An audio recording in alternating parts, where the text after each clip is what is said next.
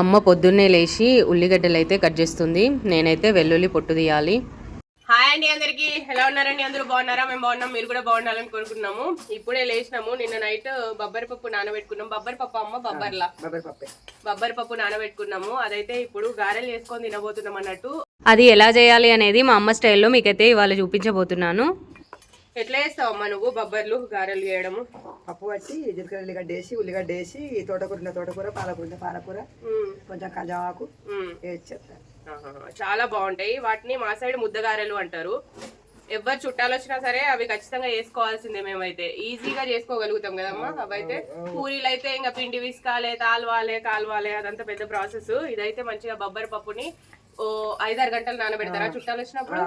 ఒకవేళ చుట్టాలు పొద్దున్నే వచ్చిందనుకో ఏం చెప్తాం, మిరపకాయ బజ్జీలన్నా లేకపోతే గోధుమ పిండి విసికి పూరీలన్నా, అంతే. అర్జెంట్ అయితే ఎక్కువ మనం చుట్టాలు వచ్చినప్పుడు వేసుకునేటి బజ్జీలు తొందరగా అయిపోవాలంటే పప్పు నానబెట్టుకుంటాం. రేపు వస్తాలనగా ఈ రోజు నైట్ పప్పు నానబెట్టుకుని రేపు పొద్దున వాళ్ళు వచ్చిన తర్వాత వేసుకొని వేడి ఇస్తాం అన్నట్టు. లేకపోతే ఇలా పొద్దున ఉన్నారనుకో సాయంత్రం వరకు తయారు చేస్తాం. పొద్దున నానబెట్టుకుని వాళ్ళని తయారు చేస్తావా? కాదు, మనకు పిండి వంట తయారు చేసుకున్నాడు. వాళ్ళు తయారై రారా మళ్ళీ ఒకవేళ మేకప్ ఇట్లా పోతాయా? మళ్ళీ అక్కడ పోయి తయారు చేయనా లేకపోతే ఇక్కడికి వచ్చినాక నేను పెట్టాల మళ్ళీ వాళ్ళు తయారు చేయరా? చుట్టాలు వచ్చినప్పుడు మనం ఏదన్నా ఒకటి పెట్టాలి కదా అనేసి ఏదన్నా ఒకటి పెడితేనే వాల్యూ, లేకపోతే వాల్యూ ఉండదు. మరి విలువ అనుకోరు. ఏదన్నా టిఫిన్ అంటే ముద్దగారులన్నా పూరీలన్నా, ఈ రెండిట్లో ఏదో ఒకటి తప్పకుండా. నువ్వు శనగపప్పు తోటి కూడా ఒకసారి వడలు వేసినావు కదా? మంచిగా ఉంటాయి. మొత్తం శనగపప్పు చేసుకున్నా మంచిగా ఉంటాయి. అంటే చుట్టాలు వచ్చినప్పుడు చేసినావు కదా? ఎప్పటికి చేస్తావు కదా? చుట్టాలు వచ్చినప్పుడు చేసినావు. బాబాయ్ కూడా శనగపప్పు తోటి వడలు చేస్తారా? ఫస్ట్ టైం చూస్తానా? మంచిగా ఉన్నాయని అనుకుంటా తిన్నాడు. మంచిగా ఉంటాయి. మరి అవును, నాకు అసలు రాత్రి గుర్తులేదు. అంత పోయిన ఉండే అన్న. ఎందులో? బొబ్బరి పప్పులో శనగపప్పు. బొబ్బరి పప్పులనే శనగపప్పు బాగుంటుందా? బాగుంటుంది. ఇలా పప్పుల్ని కలిపి కూడా వేసుకోవచ్చట. సరే, ఇక లేట్ చేయకుండా ప్రాసెస్ అయితే స్టార్ట్ చేస్తున్నాము. మేమైతే ఇక్కడ ఎల్లిగడ్డలు పొట్టు తీస్తున్నాము. ఇందులోకి కావాల్సినంత ఇంత పప్పు తీసుకున్నాం. ఎంతమ్మా? ఒక 1/2 కిలో ఉంటుందా? ఇప్పుడు కొంచెం టిఫిన్ అన్నాం. ఇక తర్వాత మళ్ళా బాగానే నానబెట్టిన తర్వాత అందరు వాళ్ళు వచ్చినాక వేడి చేసి ఇస్తూ ఉంటది అనమాట. సరే, ఇప్పుడైతే మేము ఎల్లిగడ్డ పొట్టు తీస్తున్నాం. ఇంకా అమ్మ అయితే ఇలా ఆనియన్స్ కట్ చేస్తుంది అందులో వేసుకోవడానికి. పొద్దున నా ఫేస్ చూస్తే ఇలానే ఉంటుంది, ఏం భయపడకండి. మన చెట్టుకున్న కరివేపాకు ఇది లేతది తెంపుకొని వెళ్దాము. ఒక 1/2 కిలో బొబ్బరి పప్పును నైట్ మొత్తం నానబెట్టుకున్నాము. చూడండి, మంచిగా నానిపోయింది. వాటర్ అంతా పీల్చుకుని ఉబ్బిందనమాట. పొట్టు బొబ్బరి పప్పు తీసుకుంటున్నాము. పొట్టులో ఫైబర్ ఎక్కువగా ఉంటది అని చెప్పేసి ఎక్కువగా ఇదే ప్రిఫర్ చేస్తాం మేము. ఇందులోకి 1 స్పూన్ ధనియాలు, 1/2 స్పూన్ జీలకర్ర, నేను నానబెట్టిన 1/2 కిలో పప్పులో కొంచెం పప్పు తీసుకొని చాలా మెత్తగా పేస్ట్ చేసుకోవాలి. ఆ మెత్తగా అయిన పేస్ట్ లోనే ఇంకొంచెం పప్పు వేసుకొని బరకుగా పట్టుకోవాలి. అమ్మ పప్పుతో పాటు పట్టుకునేటప్పుడు జీలకర్ర వెల్లుల్లి కూడా వేసింది. ఆ క్లిప్ మిస్ అయింది, ఏమనుకోకండి. అమ్మ ఇక్కడ మిక్సీ చేసుకున్న పప్పుని ఒక పెద్ద బేసన్లో తీసుకుంటుంది. ఇందులో కారం యాడ్ చేస్తుంది. మీరు పచ్చిమిర్చిని పేస్ట్ చేసుకొని కూడా యాడ్ చేసుకోవచ్చు. ఉప్పు యాడ్ చేస్తుంది. మీరు రుచికి తగినంత కారం, ఉప్పు యాడ్ చేసుకోండి.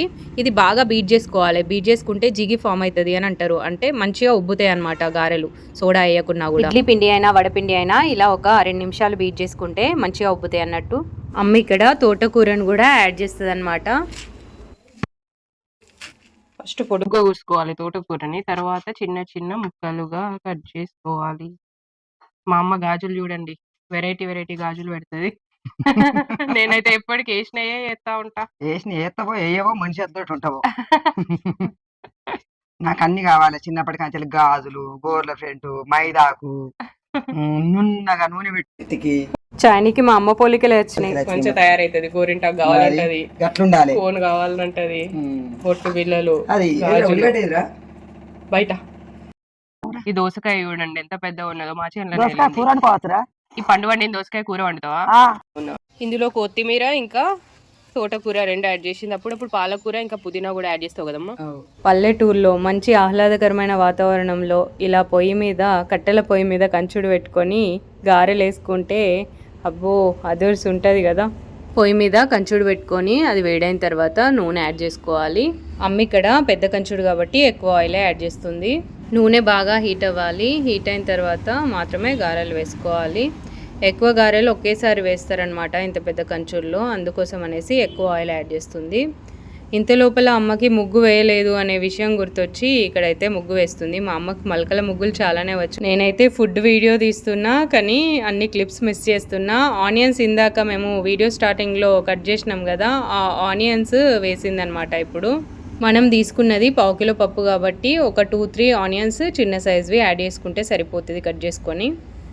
మంట ఎక్కువగా పెట్టుకొని ఆయిల్ బాగా హీట్ అయిన తర్వాత మంట కొంచెం తీసేసి ఇప్పుడైతే గారెల షేప్లో ఒత్తుకొని ఆయిల్లో డ్రాప్ చేస్తుంది. ఫస్ట్ అయితే కవర్కి కొంచెం వాటర్ అనేది పూసుకొని తర్వాత గారెల షేప్లో వేస్తే తొందరగా తీయడానికి వస్తుంది అనమాట. కంచుడు పెద్దది, ఆయిల్ ఎక్కువ పోసింది కాబట్టి ఎక్కువగా గారెల్ని యాడ్ చేసుకుంటుంది. ఈ పప్పుని మిక్సీలో పట్టేటప్పుడు కొంచెం గట్టిగా నీళ్లు లేకుండా పట్టుకున్నాం అనుకోండి, గారెలు అనేవి గట్టిగా వస్తాయి, క్రిస్పీగా ఉంటాయి. ఇప్పుడైతే మనం కొన్ని నీళ్లు యాడ్ చేసుకొని పట్టుకున్నాం కాబట్టి ఇవైతే కొంచెం మెత్తగానే ఉంటాయి. డాడీ తినడానికి రెడీగా ఉన్నావా? ఉన్నా తినటానికి రెడీగా ఉన్నా. మా డాడీ నేనైతే ఎప్పుడెప్పుడైతే ఆ గారెలు ఎప్పుడెప్పుడు తిందామా అని వెయిట్ చేస్తున్నాము.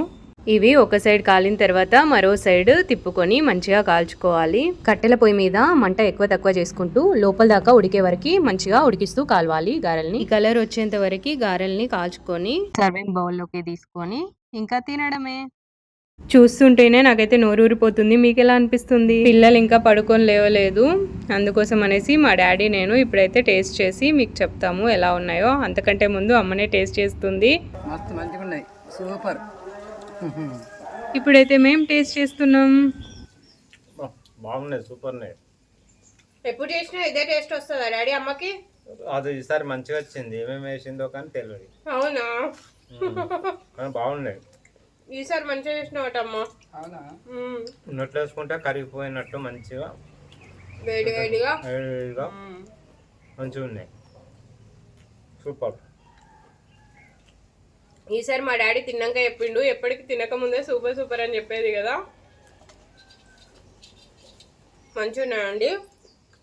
మీరు కూడా ఇదే ప్రాసెస్లో చేసుకొని తినండి, చాలా బాగుంటాయి. ఇంకా మా అమ్మ రెసిపీస్ ఏమైనా కావాలంటే కామెంట్ చేయండి. ఒక సిస్టర్ గోబీ పువ్వు కర్రీ చేపించండి మీ అమ్మతో అని చెప్పి అన్నారు, త్వరలో చేపిస్తాను. చుట్టాలు వచ్చినప్పుడైనా దసరాప్పుడైనా మేము ముద్దగారెలు చేసుకుంటాం అన్నట్టు.